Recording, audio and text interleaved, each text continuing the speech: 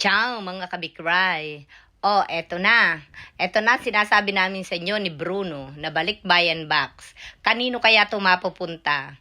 Pero itong isang balikbayan box na jumbo, ito ay ating hahati-hatiin sa ating mga followers. Hindi pwedeng isa lang kasi napakadami. Nakakaawa naman ng iba.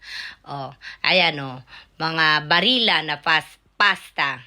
Tsaka may chocolate dyan na spread, M&M's na chocolate at marami pang iba.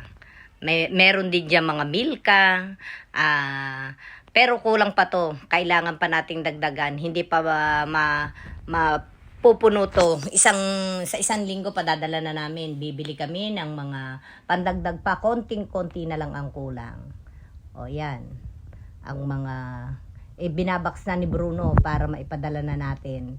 At nang magluag na din kami din sa bahay namin. Joke. Kasi napakasikip dito sa aming bahay. Mahirap maliit ang bahay. Maliit lang ang bahay namin dito sa Milano. O ayan, o, may mga chocolates. Milka.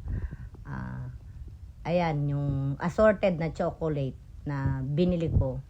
Binili namin ni Bruno. Meron din niyang mga red wine. Kaya lang, nabawasan ni Bruno ng red wine. Ang red wine ng